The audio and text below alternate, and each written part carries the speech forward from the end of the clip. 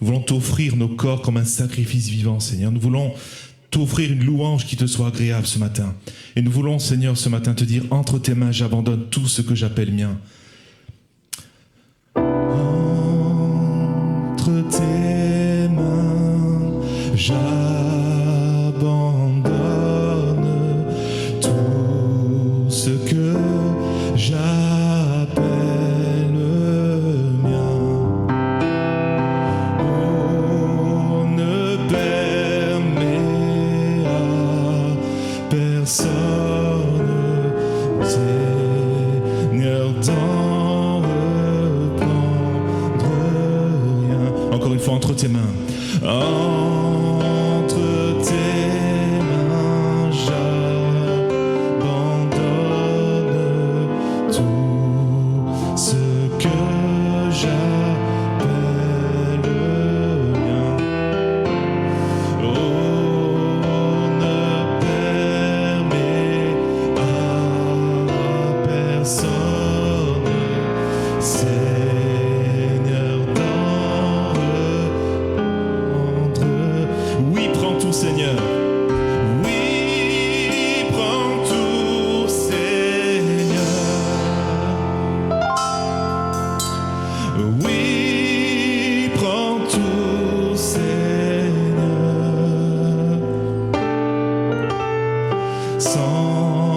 Entre tes mains, j'abandonne tout avec bonheur. Je n'ai pas peur de te suivre sur le chemin de la croix. C'est pour toi que je veux vivre. Je connais, j'aime ta voix. Oui, prends tout, Seigneur. Oui, prends tout, Seigneur. Sans rien garder, je te livre tout avec bonheur. Tu connais mieux que moi-même tous les besoins de mon cœur.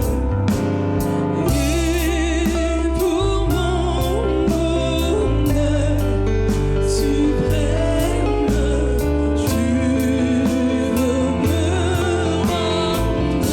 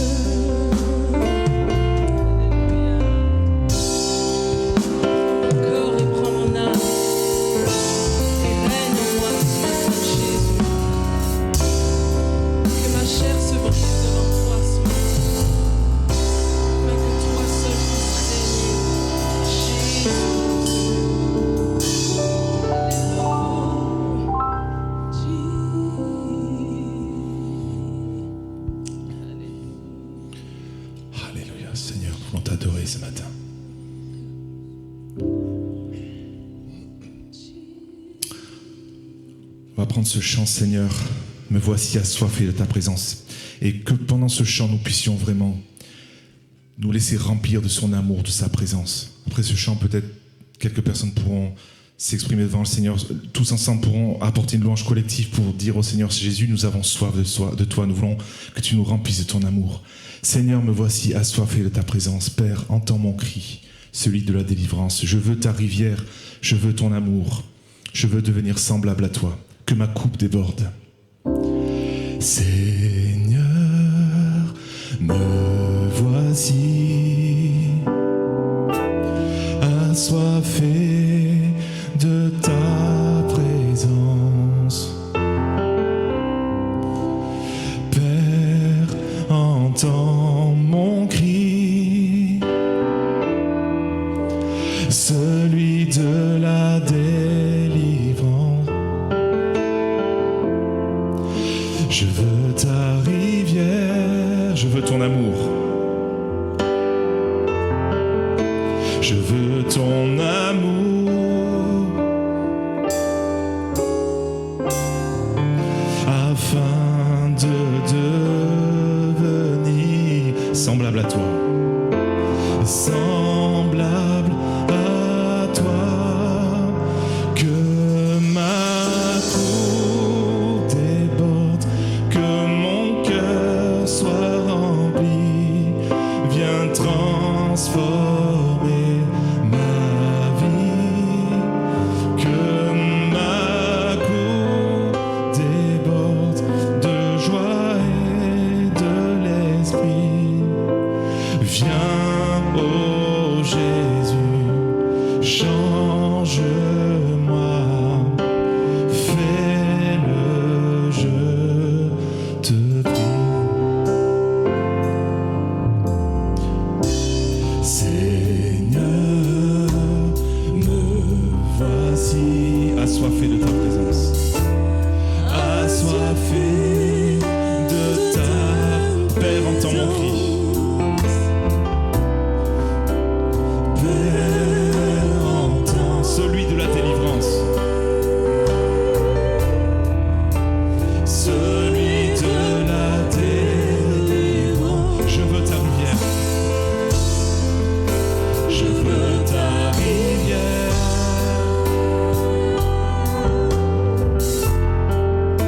je veux ton amour,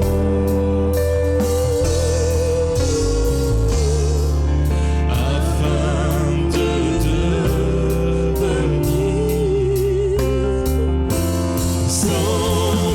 semblable à toi, que ma coupe déborde, que mon cœur soit rempli, viens transformer ma vie, que ma coupe déborde de joie et de l'esprit. Viens, ô Jésus, change-moi, fais-le, je te prie. Alléluia. Alors que la musique Viens, ô Jésus, change-moi, fais-le, je te prie. Alléluia. Alors que la musique joue tout doucement, Ô Jésus, on va élever la voix tous ensemble pour faire cette prière. Viens ô Jésus, change-moi, fais-le, je te prie.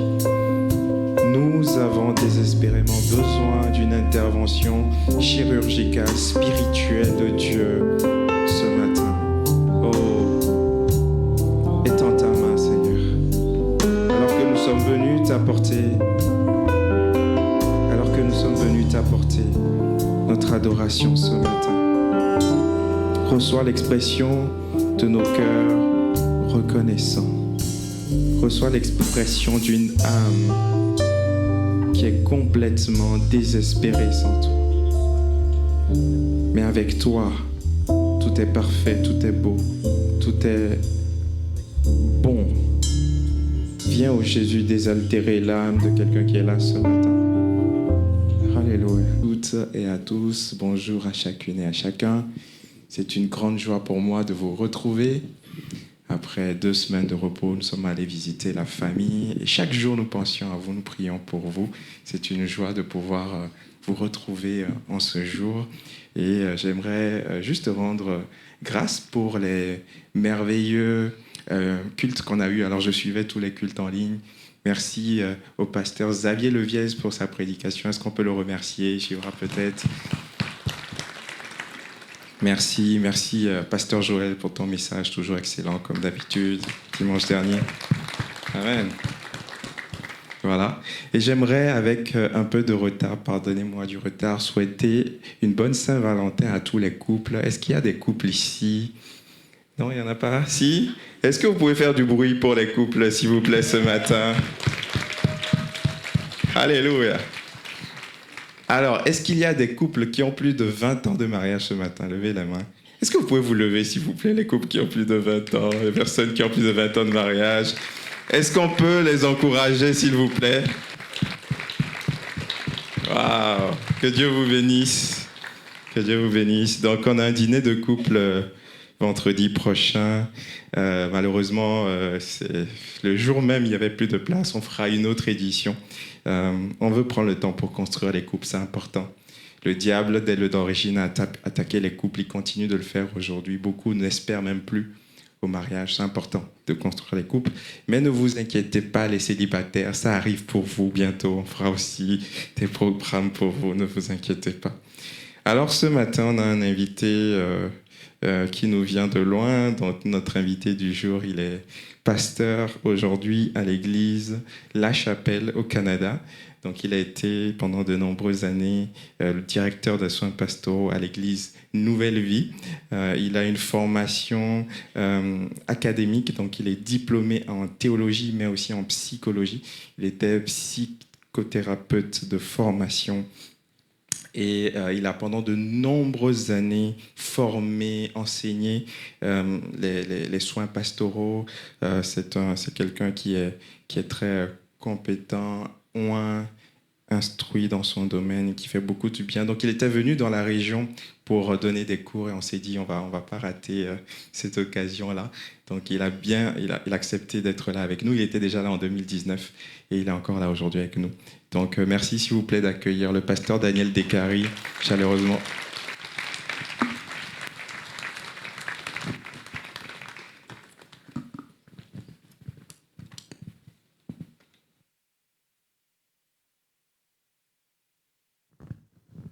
Bonjour.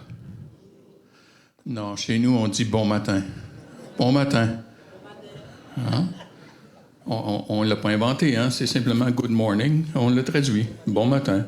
Alors, si vous venez au Québec, vous allez vous faire dire bon matin. Une joie d'être avec vous. Comme Pasteur Jean a mentionné, c'était en 2019, mon dernier passage ici. Et c'est une joie d'être de retour. J'ai apporté avec moi différents enseignements de coffrets d'enseignement. Je serai à la table derrière après le culte. Différentes thématiques. Il y en a un sur le pardon dans la vie de couple. Et tous les couples mariés ont dit Amen. Il y en a un qui s'appelle Bâtir son foyer, comment construire sur des bases chrétiennes notre foyer. Il y en a un qui s'appelle Cœur vaillant. Alors celui-là est réservé pour les hommes parce que c'est chaud un peu. Et pour les hommes, on parle aux hommes. Il y en a un qui s'appelle Comment être victorieux. Et il y en a un qui est Grâce incomparable. Différentes thématiques. Et il y a celui-ci qui est Comment traverser les épreuves? Bon, je sais, ici à Bordeaux-République, personne d'entre vous, vous avez des épreuves. Vous êtes tous dans la victoire et de victoire en victoire, je le sais. Mais peut-être que vous connaissez des chrétiens qui traversent des épreuves. Amen. Alléluia, c'est pour un ami. Et alors, il est là. Chaque coffret contient plus de 3 heures d'enseignement. D'accord? Et non, c'est pas une cassette.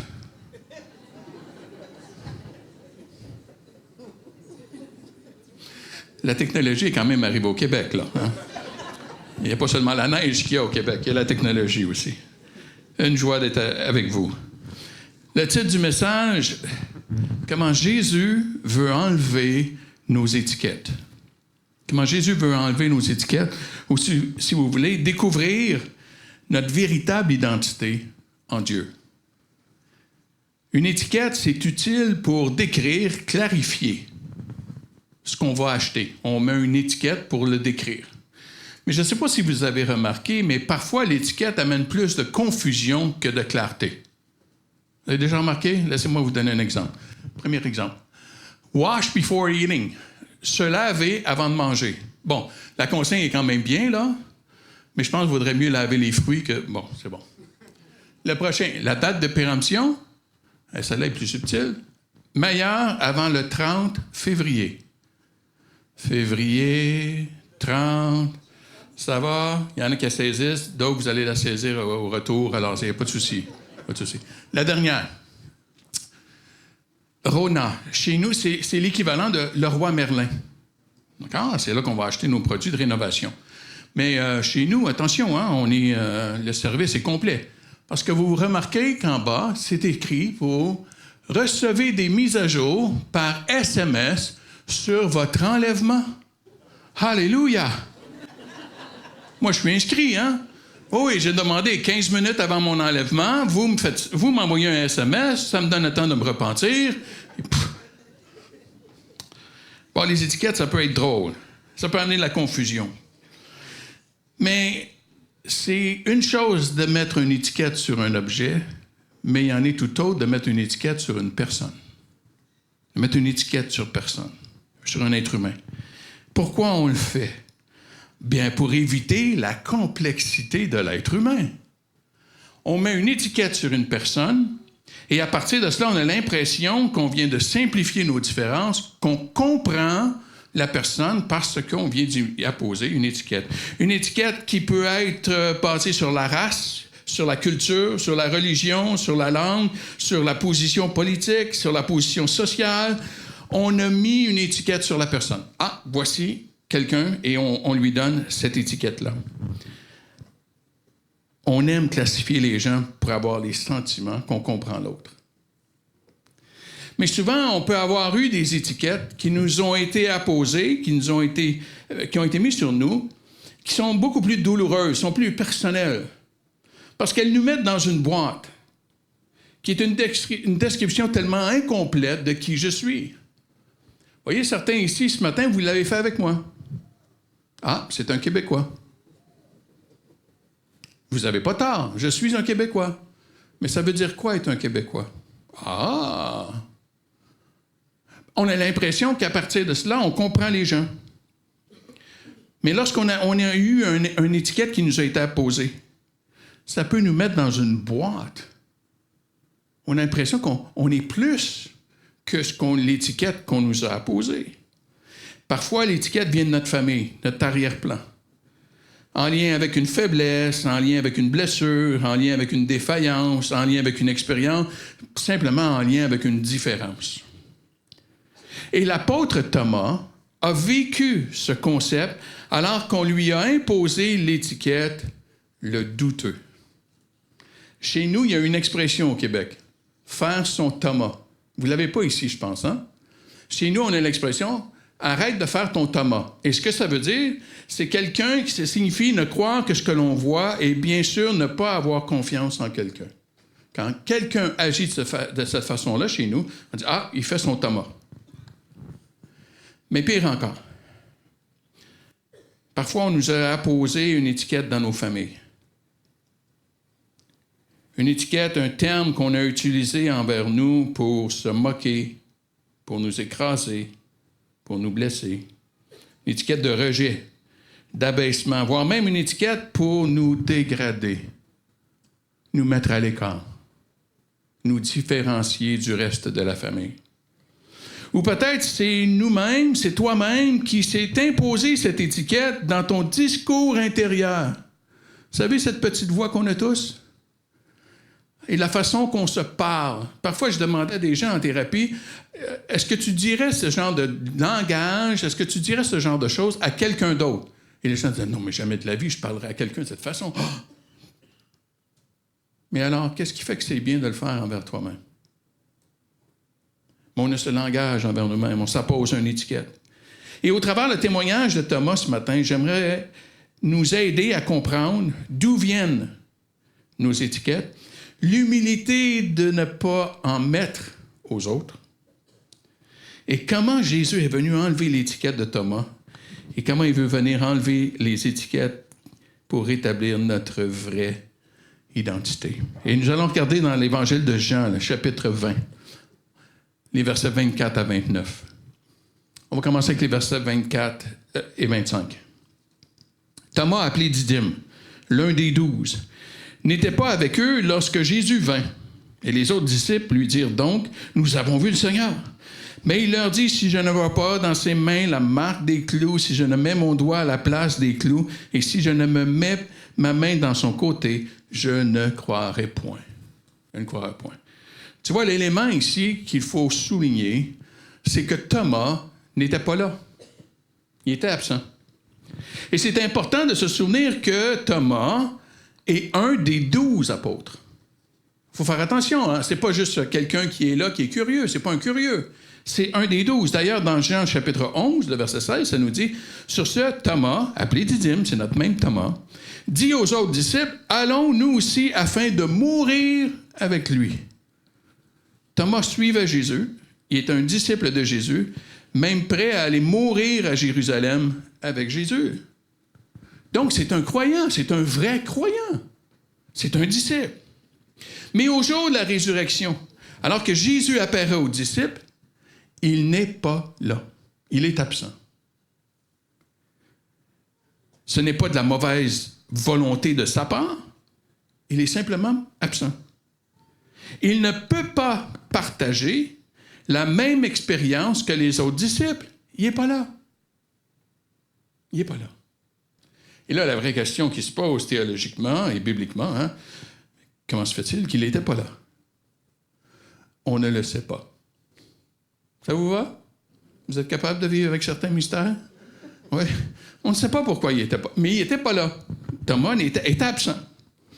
Et parfois, on peut se poser la même question quand je suis envahi par mes étiquettes, envahi par mes blessures, envahi par mes traumatismes que j'ai pu vivre, envahi par mes combats, envahi par mon histoire de vie qui parfois peut être lourde, de dire pourquoi? Mais pourquoi moi? Pourquoi est-ce que moi j'ai eu à vivre l'enfance ou l'adolescence que j'ai vécue? Pourquoi moi j'ai dû vivre alors que d'autres ne l'ont pas vécu? Et j'aimerais te suggérer ce matin que tu ne trouveras pas la réponse à cette question, une réponse qui va être satisfaisante. Tu ne trouveras pas de question au pourquoi, de réponse au pourquoi, qui va te satisfaire. Ah, non. On a tous le même fil d'arrivée en Jésus. Amen. Dans la course de la foi, on a tous le même fil d'arrivée. Mais la réalité est, dans le parcours de nos vies, nous n'avons pas tous la même case départ. On n'a pas tous la même case départ. La case départ peut être différente. Pour certains, la case départ a été douloureuse. La case départ a été souffrante. Au milieu d'une dysfonction familiale, au milieu de l'abus, de la négligence, parfois environné de traumatisme, de pauvreté à tout niveau, émotionnel, spirituel, même économique. C'était votre case départ. Et peut-être, vous avez grandi dans un milieu de vulnérabilité, d'instabilité, un milieu qui était dangereux, un milieu qui était anxiogène. Un milieu où vous étiez en mode « il faut survivre à tout prix à ce qui m'entoure ». Et tu veux savoir si un enfant vit dans un contexte où il est en mode survie? Un enfant dans ce contexte ne peut pas rêver.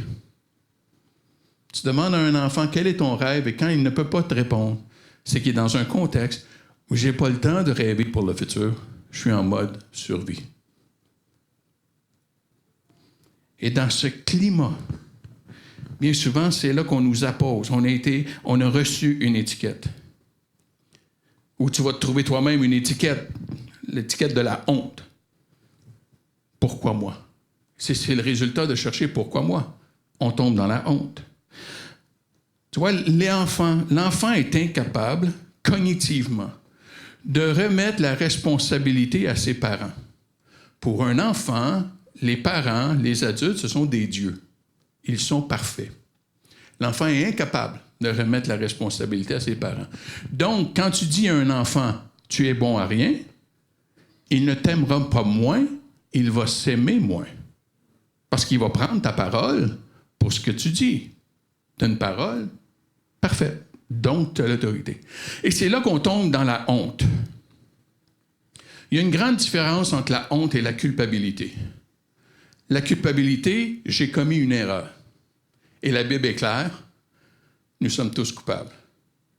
Car tous ont péché et sont privés de la gloire de Dieu. Amen? On est tous coupables.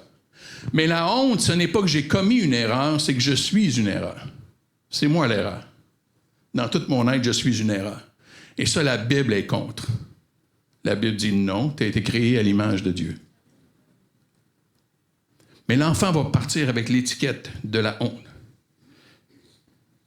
Quand je n'ai pas la réponse au pourquoi, la vraie question devient comment.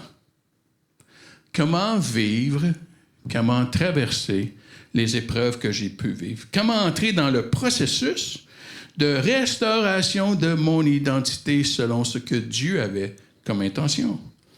Et pour certains, c'est difficile d'y croire. Tu doutes que c'est possible que tu puisses être restauré et retrouver ton identité que Dieu a pour toi.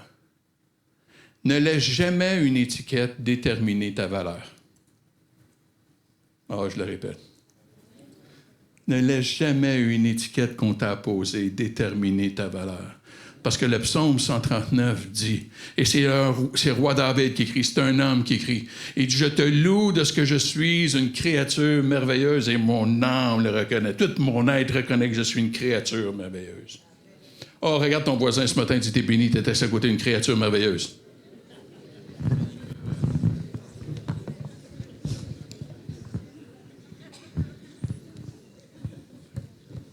OK, j'ai dit un voisin, hein, j'ai pas dit...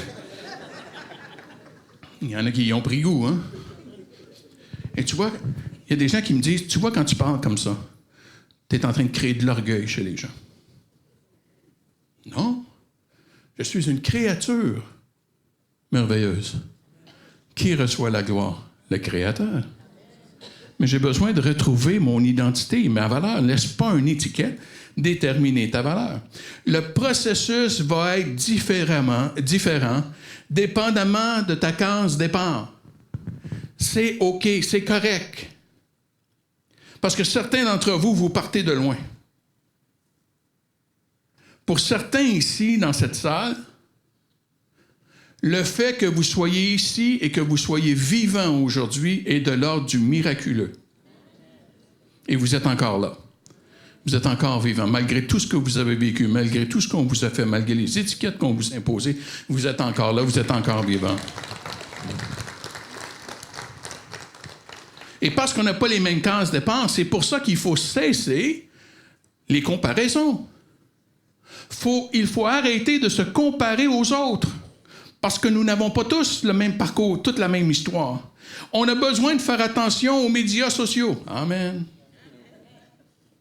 Parce que dans les médias sociaux, on te présente seulement la partie qu'on veut bien te montrer. Amen.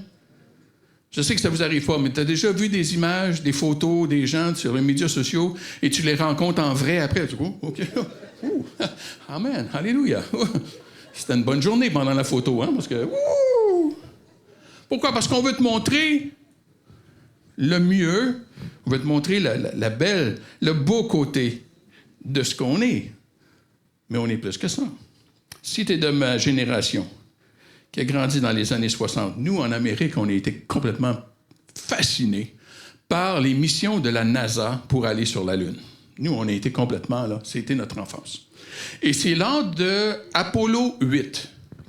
Ils n'ont pas été sur la Lune, eux. Mais c'est la première fois qu'ils faisaient le tour de la Lune. Et pour la première fois, on a vu le côté sombre de la Lune. C'est-à-dire le côté qu'on ne voit jamais sur la Terre. La Lune ne pivote pas sur elle-même. Peu importe où vous êtes sur la Terre, vous allez toujours voir le même côté de la Lune. Elle tourne autour de la Terre, mais elle ne pivote pas sur elle-même. Et c'était pour la première fois que l'humain pouvait voir le côté sombre, le dark side of the moon. le côté sombre de la Lune. Et vous avez remarqué à quel point le côté sombre est très accidenté. Et c'est là que les scientifiques ont réalisé que la Lune sert aussi de protecteur. Elle protège la Terre. Le météorite qui viendrait frapper la Terre, il frappe la Lune. Ah, il y en a, c'est votre histoire. Vous étiez les protecteurs dans la famille. Protégez maman. Alors que vous étiez enfant, protégez maman. Protégez papa. Protégez les petits frères, les petites sœurs. C'était votre rôle d'encaisser pour protéger les autres de la famille. Mais c'est le côté sombre de la Lune. Et à l'époque, il y a un monsieur qui s'appelle Carl Jung, qui est un psychiatre, psychologue, et qui a développé la théorie que dans chacune de nos personnalités, il y a un côté sombre. Il y a un côté sombre en nous. Et si tu veux vraiment comprendre la théorie de M. Jung, tu as besoin d'aller revoir le film Le Hulk. Vous vous souvenez du film? Le petit scientifique, tout calme, tout doux, tout mince. Et tout à coup, quand la colère le saisissait, il devenait cet énorme monstre vert. C'est ce que M. Jung dit, que dans chacune de nos personnalités, il y a des lieux blessés qui font sortir quelque chose en nous, qui n'est pas toujours beau. L'ombre, c'est le lieu accidenté de nos personnalités. Le lieu accidenté de notre histoire. Le lieu accidenté que souvent on veut cacher. Et même pire, parfois certains vont faire des efforts innombrables pour nier leur histoire, nier leurs expériences. Mais ce faisant, nous perdons toute la richesse de nos expériences vécues.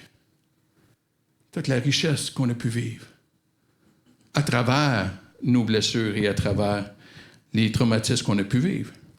Parce que le plus grand mensonge qu'il y a, c'est de penser que je suis seul à vivre ce genre de situation, que je suis seul à avoir vécu des difficultés dans ma vie. Je suis le seul.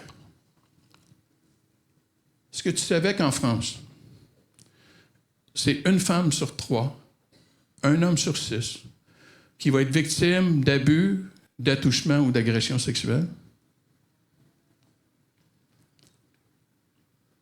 C'est beaucoup de gens. C'est beaucoup de gens qui ont grandi dans des foyers d'alcooliques. Il y a suffisamment de gens qui ont grandi dans des foyers d'alcooliques qu'il y a un terme qui existe en thérapie qui s'appelle des enfants adultes de parents alcooliques. On a un terme qui a été créé avec des descriptions très claires des défis que quelqu'un qui a grandi dans un foyer alcoolique va vivre une fois qu'il est devenu adulte. Je le sais parce que moi-même, j'en suis un. Les gens qui ont vécu des choses qu'on pense qu'on est les seuls à avoir vécu, et là, on tombe dans la honte. Alors que plein de gens ont vécu des difficultés. C'est ce qui va nous aider à entrer dans le processus. D'enlever certains tabous, parfois, de dire « j'ai besoin de parler à quelqu'un. J'ai besoin de sortir de mon secret pour trouver la liberté. » On t'a posé une étiquette. On a posé une étiquette à Thomas. Injustement, c'est un vrai, c'est un disciple. Mais il n'était pas là le jour de la résurrection. Et là, il va passer 8 jours avec les disciples. Verset 26, toujours dans Jean 20. 8 jours après, les disciples de Jésus étaient de nouveau dans la maison et Thomas se trouvait avec eux. Est-ce que tu peux t'imaginer la semaine que Thomas a vécue? 8 jours. De quoi penses-tu que les disciples parlent? La résurrection. Ils ont vu Jésus. Tu te rappelles, il était... Oui, je sais, j'étais assis ici. Et puis tout à coup, il était là. Hein, il était là. Oui, moi j'étais assis ici. Et puis on l'a vu. Hein, et là, Thomas est à côté, puis lui, il n'a rien vu. Je m'imagine comment il devait se sentir. Non, mais ils vont parler d'autres choses, eux. Et peut-être tu sais, parce que des fois, chez nous surtout, hein, surtout chez nous, mais je sais qu'ici, il y a quand même eu un peu de pluie, hein, c'était un peu maussade. Et là, tu vois le pasteur qui est dans son pays natal, au chaud, sous les palmiers. Ben, qu'il soit béni. Chez nous, on est dans la neige, nous. Hein? Alors, tu dis, si j'en vois un autre mettre des photos de ses vacances sur la plage, moi, là, hein? Ou peut-être que t'es dans un célibat et c'est pas par choix. Il a dit, bon, encore, une annonce, un mariage à venir. J'en peux plus, moi. J'en peux plus. Ou pire encore, peut-être que vous n'arrivez pas à avoir d'enfant. Et c'est encore l'annonce d'une naissance à venir. C'est douloureux. C'est douloureux d'entendre constamment. Et j'imagine que ça devait être douloureux pour Thomas d'entendre constamment toute la semaine. D'entendre les témoignages. Lui, il ne l'avait pas vécu. Il n'était pas là. Mais de ce fait, ça démontre aussi une persévérance, une résilience de sa part. Il est encore avec les disciples, malgré qu'il ne l'a pas vécu. Thomas est encore là. Et pour certains ici, c'est miraculeux que vous soyez dans l'Église ce matin. Amen. À travers tout ce que vous avez pu traverser. Dans l'Église, parfois. Pas ici, là, je parle d'autres églises, là, mais dans la vie chrétienne, des injustices, des incompréhensions, des doutes, des tourments, des pourquoi sans réponse. Mais on est encore à l'Église. On s'accroche à Jésus. On s'accroche au milieu de la tempête. On s'accroche au milieu de l'épreuve. On s'accroche. Je n'y comprends rien, je ne comprends pas tout, je ne sais pas ce qui se passe. J'entends des témoignages à gauche et à droite, gloire à Dieu, mais je m'accroche. Moi, je m'accroche. Et c'est ce que Thomas fait. C'est ce que Thomas fait, il s'accroche. Mais moi, je suis frappé par l'amour des disciples pour Thomas. Et les frères me bouleversent. Parce que ils ont eu l'humilité d'admettre qu'avant de voir Jésus ressuscité, eux aussi étaient des douteux. Et ils gardent le douteux avec eux. On le garde avec nous, Thomas. Ouais, tu doutes. Oui, t'as pas vu. Oui, on comprend. Mais on le garde avec nous. On ne te laissera pas aller. Tu fais partie de nous. Tu es un des disciples avec nous. On ne te laissera pas aller, Thomas. On va te garder au milieu de nous. Ils pouvaient s'identifier aux souffrances de leur frère Thomas. Parce qu'eux aussi l'avaient vécu. Les disciples avaient déjà compris ce que saint Augustin était écrit pour quelques siècles plus tard, où saint Augustin a dit « L'Église est appelée à être un hôpital spirituel pour les pécheurs et non pas un musée pour les saints. » Je te le répète. L'Église est appelée, cette Église est appelée à être un hôpital spirituel pour les pécheurs, pas un musée pour les saints. Je ne sais pas à quoi ressemblent les hôpitaux en France, mais chez nous, au Québec, ça déborde de malades. Et il y en a tellement chez nous qu'on les met même dans les couloirs. On manque de place, on les met dans les couloirs. Tu ne peux pas entrer dans un hôpital au Québec et ne pas voir un malade. C'est impossible. Et quand tu rentres, il y a un malade qui est là. Attends. Oh, il y en a un autre ici. Non, mais et personne ne va dire, mais qu'est-ce qui se passe ici? Tu es dans un hôpital. Il va y avoir des malades. On devrait avoir la même réaction dans l'Église quand il y a des pécheurs parmi nous. Amen. Alléluia. Tu comprends que ce matin, il y a des gens qui vont regarder en ligne parce qu'ils se sentent trop sales pour rentrer ici ce matin. À cause de ce qu'ils ont fait hier, à cause de ce qu'ils ont fait ce week-end, de ce qu'ils ont fait durant la semaine. Et ils se sentent tellement sales qu'ils n'oseront pas aller à l'Église. Alors que c'est ici qu'ils devraient être. Pour être lavés, pour être restaurés, pour être guéris, pour être aimés. J'ai besoin d'avoir l'humilité de comprendre le parcours des autres. m'identifier à leur souffrance. Ah, j'ai peut-être pas vécu les mêmes choses, mais je peux comprendre, d'avoir l'humilité d'admettre que chacun, on a nos propres défis, qu'on a nos propres combats. De prendre le temps de connaître l'histoire de l'autre. Ah, il y a des gens qui vous arrivent, hein, sont bien mis, c'est des professionnels. Et puis, mais si tu creuses un peu plus creux, tu vas découvrir parfois des parcours absolument phénoménaux qui expliquent tellement. De découvrir qui est l'autre, de ne pas mettre une étiquette aux autres. Lita Basset, qui est une théologienne de la Belgique, a écrit dans son livre « Moi, je ne juge personne ». Nous constatons alors que la diabolisation d'autrui s'est trouvée démultipliée par le blanchissage de nous-mêmes. Qu'est-ce qu'elle est en train de dire? Parce que moi, j'ai été blanchi. Qui suis-je pour diaboliser mon prochain? Qui suis-je? On a chacun notre parcours. On a chacun notre défi. On a chacun notre évolution à vivre. Paul va le dire comme ceci dans Galates 6. « Frères, si un homme vient à être surpris en quelque faute, vous qui êtes spirituels, redressez-le avec un esprit de douceur. » Alléluia. Et prends garde à toi-même, de peur que toi aussi, tu sois tenté. Personne d'entre nous est au-dessus, est au-delà de la tentation, au-delà de la chute. On a besoin de se souvenir de cet élément qui nous empêche de juger notre prochain. Est-ce que tu connais l'histoire de l'autre? Ou est-ce que tu t'arrêtes à l'étiquette? Tu t'arrêtes à ce que tu vois?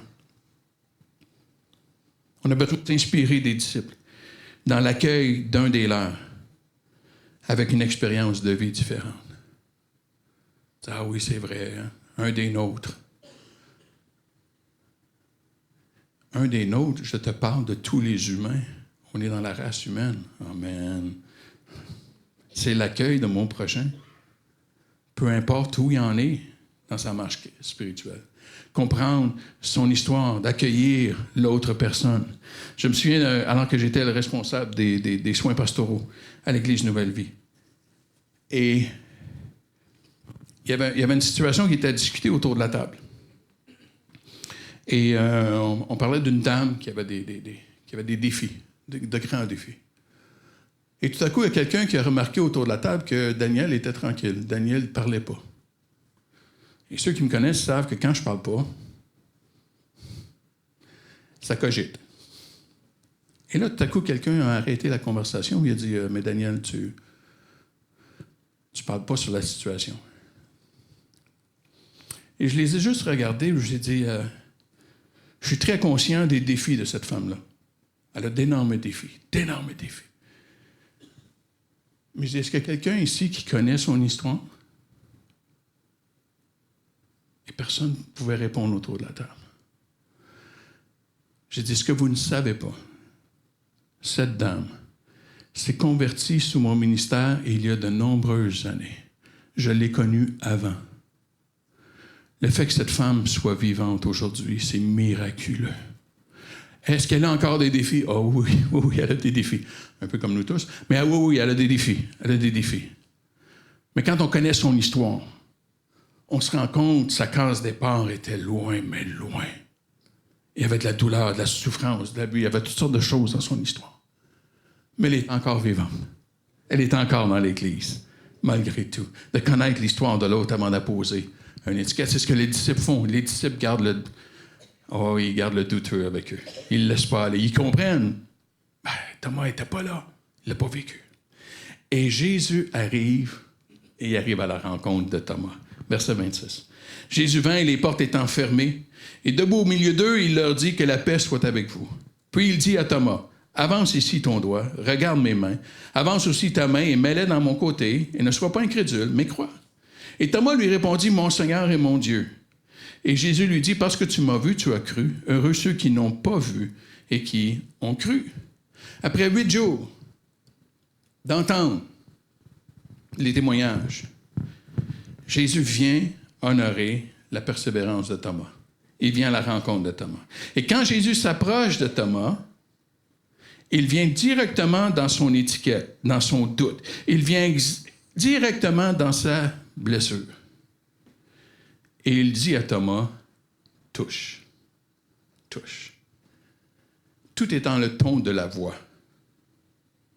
Tu vois, dans les règles, dans les lois de la communication, on appelle la loi du 7, 38, 55. C'est-à-dire que 7% de la communication, c'est les mots qu'on utilise. 38% de la communication, c'est le ton qu'on utilise. 55%, c'est le non-verbal quand on dit ce qu'on dit.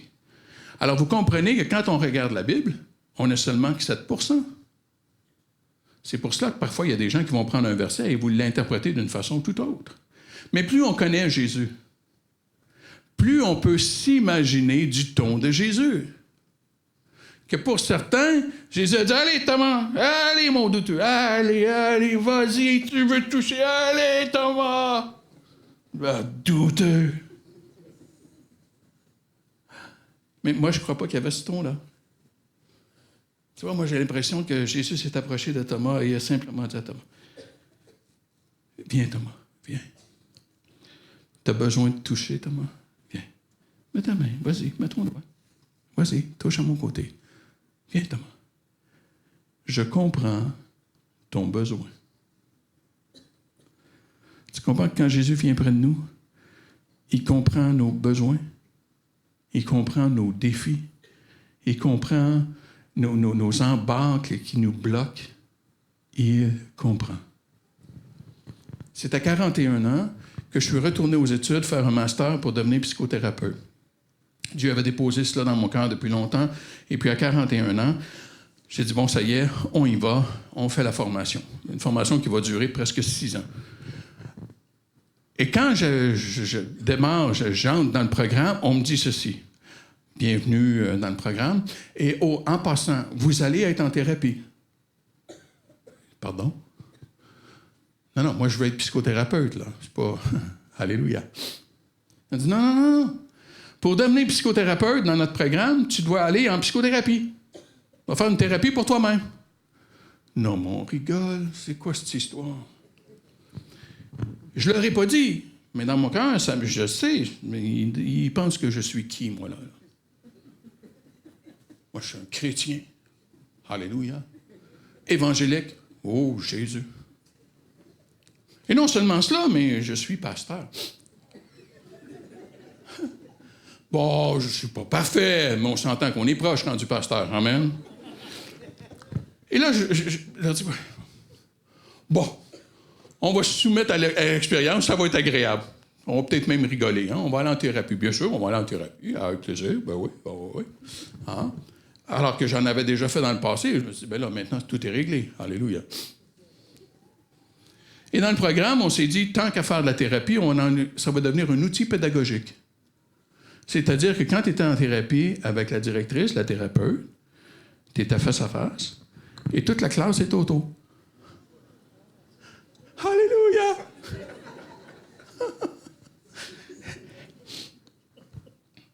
Et là, je m'en vais en thérapie. Alléluia. On y va. Ouais, parler. Hein? Mon père est un alcoolique. Oui, mon père est un alcoolique. Ouais, j'ai ce que j'ai vécu. Ouais.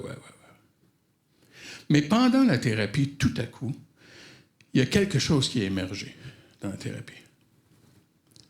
Une blessure qui était profonde, mais profonde dans mon cœur. Je ne savais même pas quelle était là, cette blessure-là. J'en connaissais les symptômes de cette blessure, mais je ne connaissais pas la source de cette blessure. Et ça a émergé en thérapie, devant tout le monde.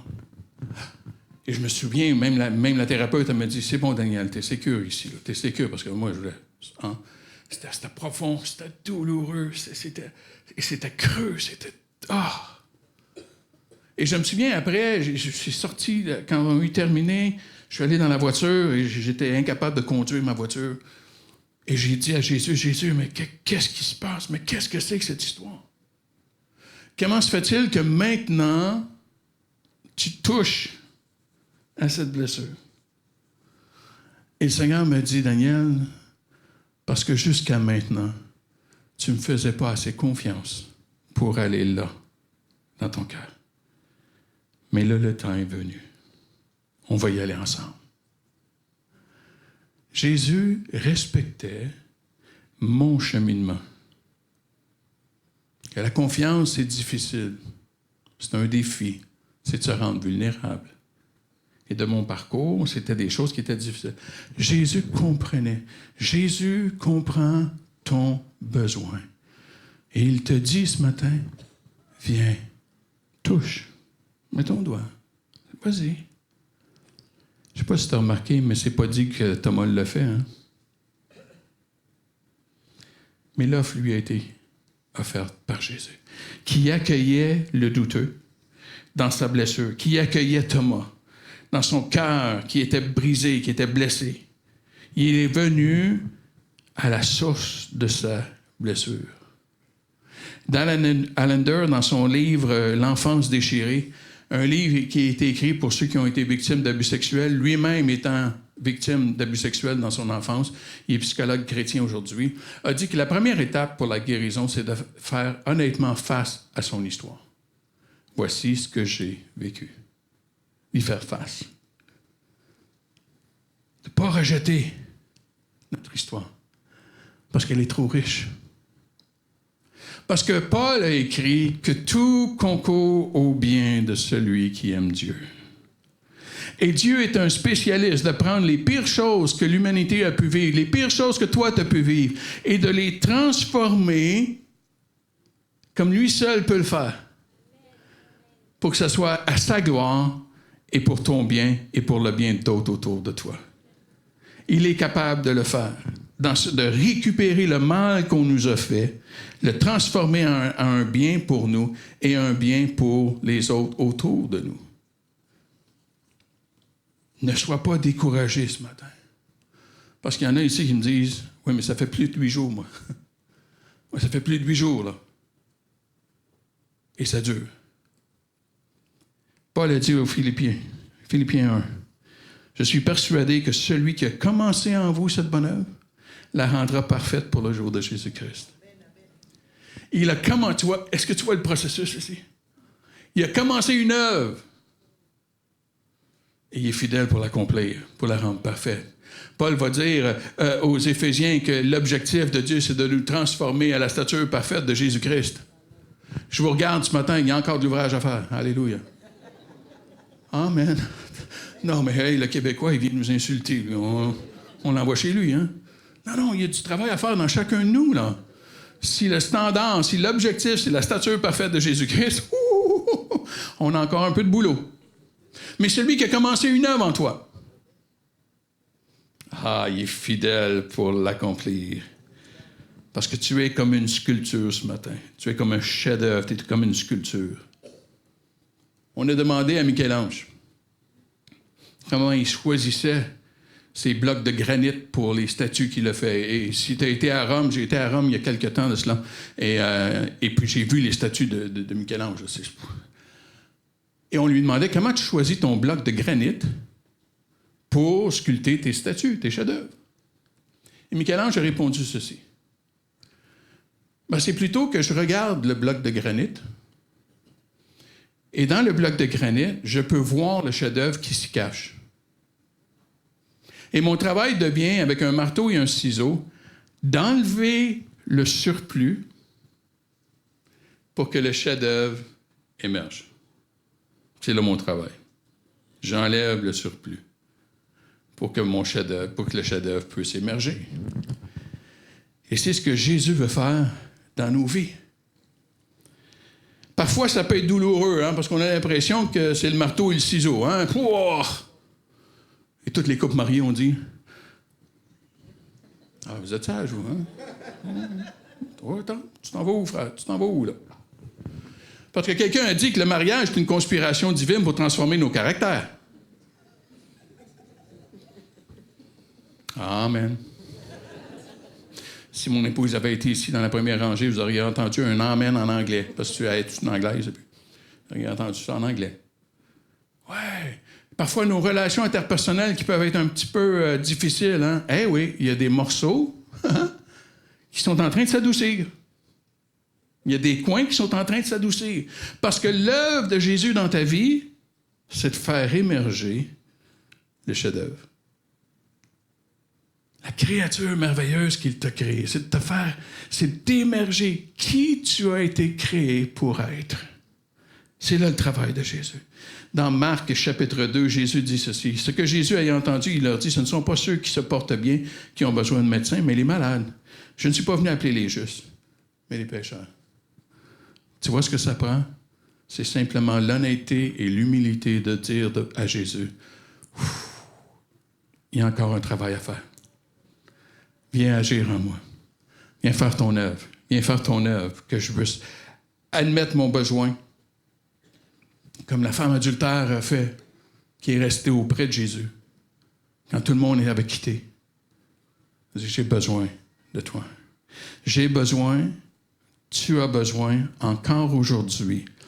Peu importe ta case dépense ce matin, tu as besoin de la grâce de Jésus. Parce que c'est par la grâce que vous êtes sauvés, non pas par les œuvres afin que personne ne se glorifie. Tu as besoin de la grâce. J'ai besoin de la grâce. C'est encore la grâce qui nous a sauvés et qui nous garde sauvés. Amen. Je dis non, mais frère, moi, j'ai quand même eu mon temps de dévotion ce matin, gloire à Dieu. Je suis à l'église, j'ai loué, j'ai levé la main. Alléluia. Mais il n'y a personne de nous qui est parfait ici. Là. C'est encore par la grâce qu'on est ici. Là. Mais d'être libéré dans la grâce, de pouvoir réaliser le pardon qui me libère, qui me guérit, qui me restaure dans ma véritable identité. Je ne suis pas une erreur. Oh, je commets des erreurs. Je commets des erreurs. Mais je ne suis pas fondamentalement une erreur. Je ne suis pas les étiquettes qu'on m'a posées dans mon enfance. Je ne suis pas les étiquettes que d'autres m'ont mis. Je suis un enfant de Dieu. Je suis une créature merveilleuse. Et si je confesse mes péchés, il est fidèle et juste pour me pardonner. Et je suis libéré dans cet amour inconditionnel de toutes les étiquettes qu'on a pu m'imposer. Toutes les étiquettes qu'on a voulu me mettre pour m'écraser. C'est triste qu'on ait laissé l'étiquette à Thomas. Parce que Jésus lui a enlevé. Jésus lui a enlevé l'étiquette de douteux. Parce qu'il n'était plus le douteux après la rencontre avec Jésus. Regarde dans le livre des Actes, chapitre 1. Quand ils furent rentrés, ils montèrent dans la chambre haute où ils se tenaient d'ordinaire. C'était Pierre, Jean, Jacques et André, Philippe et Thomas. Thomas est là. Au jour de la Pentecôte, Thomas est là avec les autres. Parce que les autres ne l'ont pas rejeté. Ils l'ont gardé avec lui. Les autres ont pris garde de ne pas lui mettre et garder une étiquette sur lui. Et ça me rappelle comment moi, j'ai besoin de regarder les autres autour de moi et de ne pas leur mettre des étiquettes. Comprendre leur histoire, chercher à les comprendre, chercher leur case départ. L'humilité qu'on a tous un côté ombrageux. Nous aussi, on a nos doutes. Nous aussi, on a des défis. Nous aussi, on n'est pas parfait. Mais qu'on a trouvé la grâce en Jésus-Christ. Le pardon en Jésus. Est-ce qu'on t'a collé une étiquette? Ou est-ce que toi-même, tu t'en colles une? Étiquette de honte. Étiquette de honte. Des gens parfois qui me partagent qui ne devraient même pas être vivants. Ne méritent pas d'être vivants. Alléluia.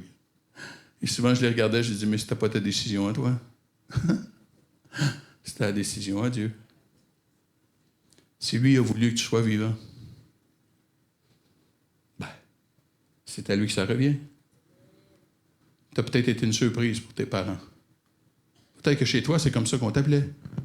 J'ai vu quelqu'un, moi, c'est comme ça qu'on l'appelait. Quand on te la présentait, on présentait les enfants, on présentait la famille. Et celle-ci, c'est notre petite surprise. Parce qu'il y avait un écart d'âge, hein, c'était celle qui n'était pas voulue, c'était une petite surprise. Oh, ça peut être coquin, ça peut être drôle, hein, la petite surprise. Mais t'imagines pour elle, vivre avec l'étiquette. Moi, j'étais pas voulu. Moi, j'étais la surprise. Mais de réaliser que Dieu nous désirait. Que Dieu nous a donné la vie. Que quand j'étais dans une masse informe, dans le sein de ma mère ne savait même pas qu'elle était enceinte. Déjà, son regard était sur moi. Dieu te désire. Et tu es vivant, tu es vivante parce que Dieu a voulu qu'il en soit ainsi. Même si des humains ne voulaient pas. Dieu a dit. Et cela a été. Est-ce qu'on t'a collé des étiquettes? Et la question dans nos cases départ que nous avons tous eues, c'est pas les pourquoi, mais c'est comment. Avec mon pèlerinage, avec mes expériences, avec ce que j'ai vécu.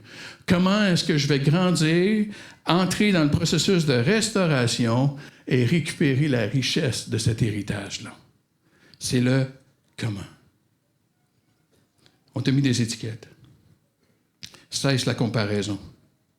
T'as de la valeur à ses yeux. Ton vécu ne change pas ta valeur ce matin. Peu importe ce qu'on a pu te dire sur ta valeur. Viens à lui ce matin. Persévère. Il est à l'œuvre en toi. Celui qui a commencé une bonne œuvre en toi est fidèle pour l'accomplir. Parfois tu dis, je regarde, il me semble que rien ne change. Ben, regarde plus loin en arrière. Parfois, je peux me décourager de moi-même. Hein? Je sais que ça ne vous arrive pas, vous, mais moi ça me décourage. Hein? Et je me dis, mais encore? Après tant d'années, encore? Et Jésus dit, oui, mais regarde le parcours qui est fait. Il y en a eu des changements. Peut-être tu es ici et on t'a invité ou tu viens parce que maman et papa disent que tu viens à l'église, donc il vaut mieux venir à l'église que d'endurer maman et papa toute la semaine. Hein, bon, alléluia. Ouvre ton cœur. Il se tient à la porte de ton cœur ce matin. Et il frappe. Si tu ouvres, tu vois, il te respecte. Il t'aime. Il a du respect pour toi. Il attend l'invitation. Et Jésus vient dans mon cœur. Commence une œuvre en moi. Commence une œuvre en moi. Il y a quelque chose de différent qui commence à prendre place. Celui qui a commencé une bonne œuvre, qui va commencer, qui veut commencer une bonne œuvre, est fidèle pour l'accomplir. Et il veut faire émerger notre vraie identité en lui. Notre vraie identité en lui. Alors que les musiciens vont venir se joindre à moi. Tu es ici, on t'a posé une étiquette. Une étiquette qui est douloureuse. Tout au long du message, à toutes les fois que je disais étiquette, tu savais exactement le mot qui venait en tête. Tout au long du message. De par ton enfance, de par ton vécu, de ce que tu as pu vivre. Tu es pris avec cette étiquette-là. Et j'aimerais vraiment prier pour toi ce matin. J'aimerais vraiment prier pour toi. Et ce que je vais te demander de faire, on est sécure entre nous. Amen. Ça va voir ici? Hein? Si tu as vécu une étiquette qui était douloureuse, je t'ai parlé de la maîtrise que j'ai fait, le master que j'ai fait. Lorsque j'ai terminé mon premier travail de recherche, j'ai eu une très bonne note. J'étais quand même très fier. Je suis quand même au niveau d'un deuxième cycle d'université, au master, et je regarde la note que j'ai eue pour mon travail. Et je suis retourné dans la voiture et j'ai mis le travail sur le siège du passager. J'ai mis le travail. Et j'ai dit à voix haute, je savais que je n'étais pas un imbécile. Et ça a sorti tout seul. Et j'ai été surpris de m'entendre dire ce que je venais de dire. Parce que tu vois, dans mon enfance, c'est ce que mon père m'a toujours dit. Tu étais un imbécile. À ma conversion, c'était pire. Ah là, tu es vraiment un imbécile. Ah, ça va, papa, je vais devenir pasteur. Ah ben là, tu n'es plus mon fils. J'ai honte de toi. C'était ses paroles à mon annonce. Alléluia. Maintenant, t'inquiète, je l'ai conduit à Jésus juste avant sa mort. Mais j'avais une étiquette qui était sortie de ma bouche. Je savais que j'étais pas un imbécile. On t'a mis une étiquette. Si c'est ton cas, je veux prier pour toi. J'aimerais que tu te lèves là où tu veux. Juste de te lever debout. Il n'y aura pas d'appel en avant, il n'y aura pas de... Mais juste de te lever debout parce que je veux savoir pour qui je vais prier. Sans aucune gêne, sans aucune honte ce matin. On t'a mis une étiquette. Tu sais, il y en a ici, pendant le message, je peux voir vos visages. Hein. J'ai vu vos larmes. On t'a mis une étiquette. On te traite d'une certaine façon dans ta famille. On te traite d'une certaine façon à ton travail, à tes études, à ton environnement. On te traite d'une certaine façon. On t'a mis une étiquette.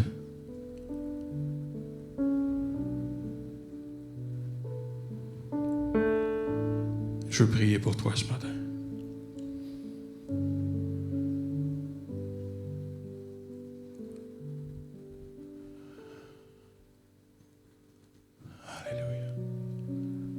Juste pendant un instant, il y en a qui n'osent même pas se lever. Je ne le mérite pas. Personne d'entre nous le mérite.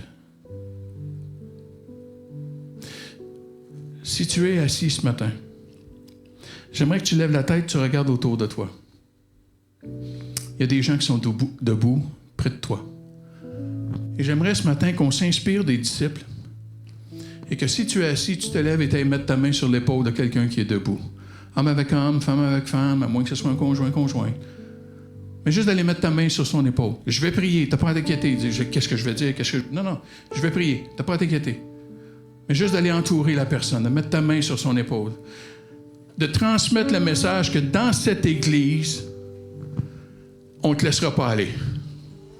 Dans cette Église, on ne te laissera pas aller. On ne te lâchera pas. On ne t'abandonnera pas. Dans cette Église, on va t'accueillir. Dans tes défis, dans tes combats, on va être là pour toi.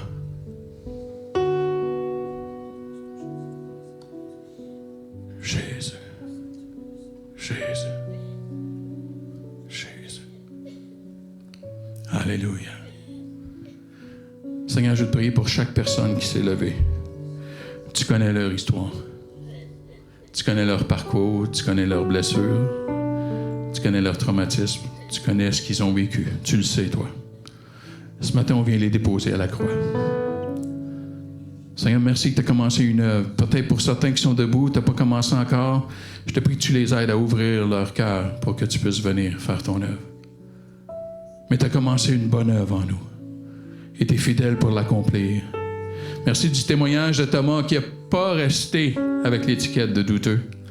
Merci que tu viens dans nos histoires, dans nos parcours, pour nous enlever les étiquettes qu'on nous a mises, pour guérir nos blessures et nous restaurer dans l'identité pour laquelle tu nous as créés.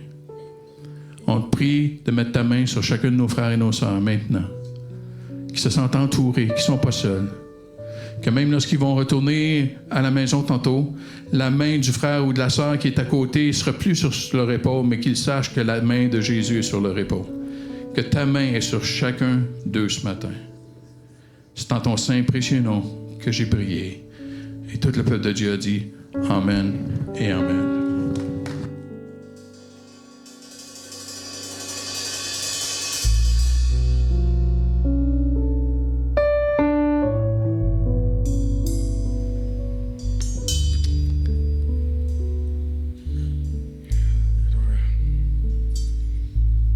On peut remercier le pasteur Daniel Descaries ce matin. Merci Daniel.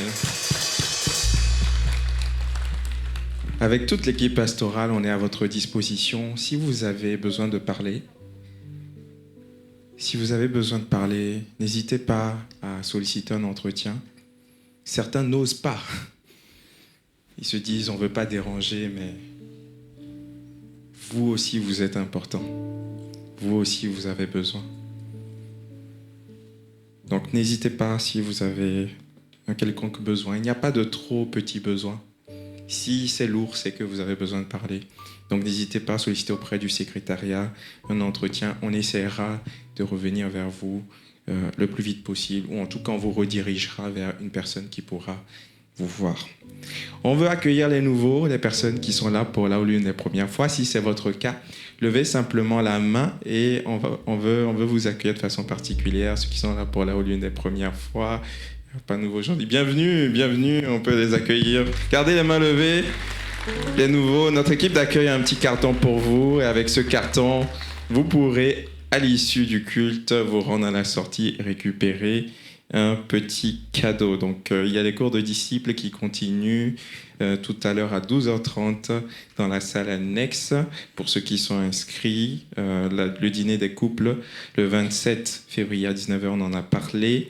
Exceptionnellement, ce soir-là, il n'y aura pas de veillée de prière, donc merci de passer l'information autour de vous.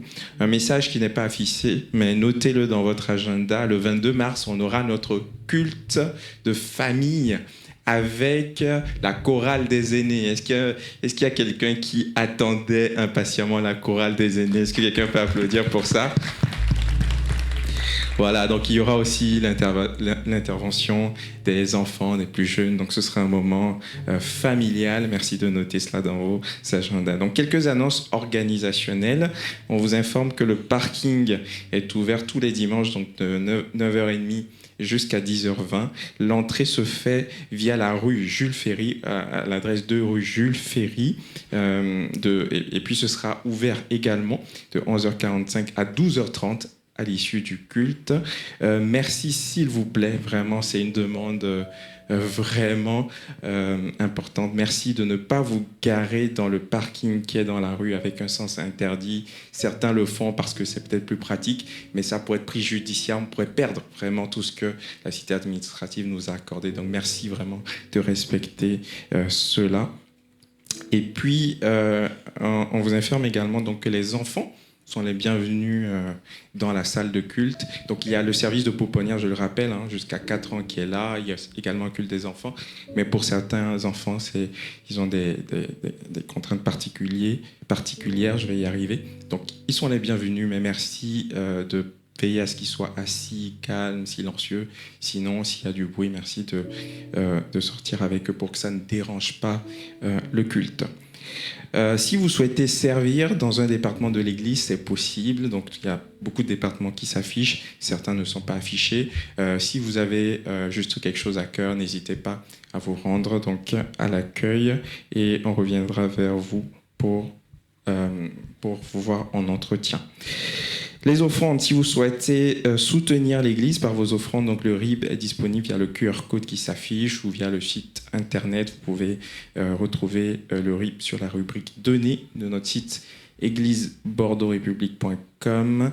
On a 2 offrandes à l'Église, donc une pour l'Église et une deuxième pour une association culturelle qui est supportée que l'Église soutient. Donc aujourd'hui, c'est pour la solidarité, donc pour l'entraide évangélique. Donc on a une caisse qui permet de pouvoir aider les personnes qui sont en difficulté. Donc vous retrouverez la caisse de la solidarité à l'issue du culte. Et enfin, vous pouvez nous suivre sur les réseaux sociaux, donc sur Instagram notamment, et aussi YouTube. Donc on regarde tous ceux qui nous suivent sur YouTube. C'est souvent des personnes d'un certain âge qui ne peuvent pas se déplacer. Donc on leur fait un petit coucou, on pense fort à vous, vous n'êtes pas tout seul, on peut les applaudir, qu'ils sentent que l'Église est avec eux. Voilà. On pense à vous et puis on travaille aussi à ce que les personnes soient visitées régulièrement. Donc, je vous rappelle donc, que le pasteur Daniel est à la retraite, donc il ne prend plus en charge des soins, mais sa disquette ou la disquette, moi, je ne suis pas encore fait ma mutation. Sa clé USB est à la sortie, donc vous pouvez vous la procurer. Je vous souhaite un bon dimanche, mais avant de partir aujourd'hui, s'il vous plaît, j'aimerais que vous puissiez aller serrer quelques personnes dans vos bras. On veut être une église accueillante. Amen. Alléluia.